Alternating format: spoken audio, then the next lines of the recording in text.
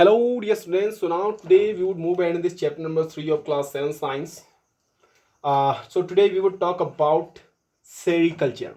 Okay, now we are knowing we are getting the silk from the silkworm. Fine, we are getting silk from the silkworm. So the rearing of the silkworm is known as the sericulture.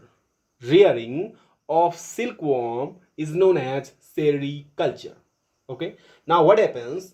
We have the male and female silkworms, and these female silkworm lay eggs. Okay, so this one female silkworm is there, so it lay eggs. Are you getting this? And we keep all these eggs in a tray here. Let's say we have the tray, so we keep all the eggs here on this tray, along with the mulberry, chopped pieces of the mulberry. Okay, we have the mulberry leaf. Okay, we just chop it, and the chopped pieces of mulberry leaves are kept here along with the eggs there. Okay, we have the eggs, and we have the chopped pieces of the mulberry leaf there. Are you getting this? Very good. Now what happens when these eggs hatch out? When these eggs hatch out, so the larva come out from it. Let's say this is the egg. When this egg hatch out, so the larva would come out of it.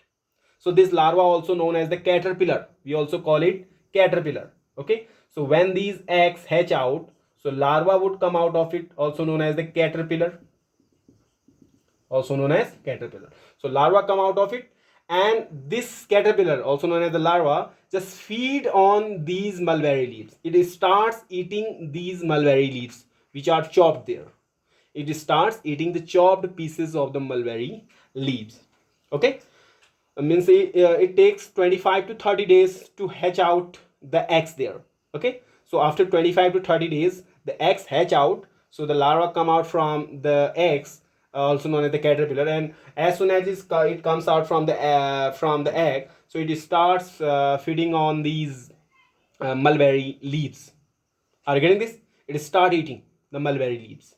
Okay, and while it eats the mulberry leaves, it grows in size slowly and gradually. The larva grows in size also like this. Okay, earlier it was very small, now it would become some bigger.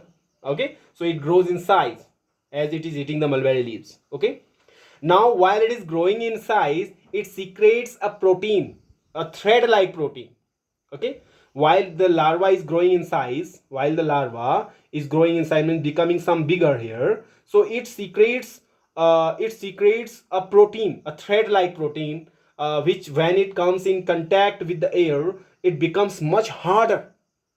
Okay, so the larva secretes a protein while it is growing in size. So while it is secreting the thread, when this protein comes in contact with the air, so it becomes much harder.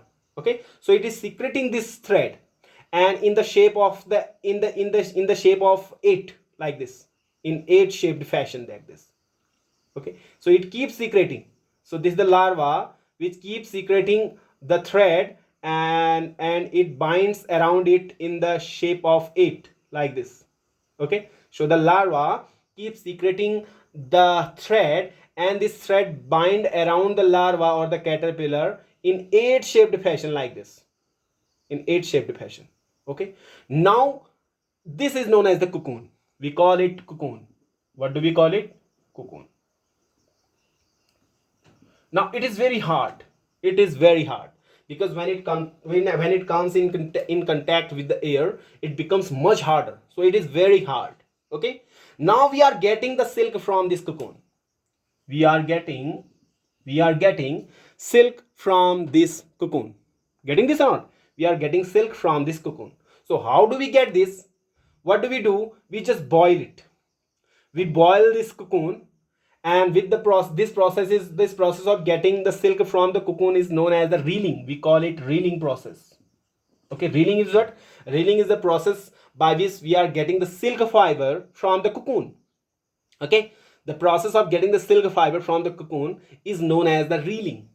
Okay, so how do we get it? We just boil this cocoon, and while we are boiling this cocoon, they just break out. The cocoon break out, and we just separate the fiber from silk fiber from the cocoon, and that is how we are getting the silk from the cocoon. Are you getting this complete process? Very good. Now if you see, we have the two varieties of the silk, you might be knowing. We the silk is found in natural as well as in artificial form also. Okay, silk is natural as well as artificial also, yes or not? Natural silk is this one silk. This is the natural. Artificial silk which we are making. Are you getting? So how would you differentiate between these two? Simply by the burning test that we have already discussed. Okay, so by the burning test, while you are burning this artificial silk, this would ultimately turn into a ball. But while you are burning this natural silk, it would not turn ultimately into a ball. Rather, it would turn into ash. Are you getting this? So this is how you can differentiate between the artificial and the natural silk. Okay, now if you see, all over the world you have the different varieties of the silk. All over the world we have different varieties of silk.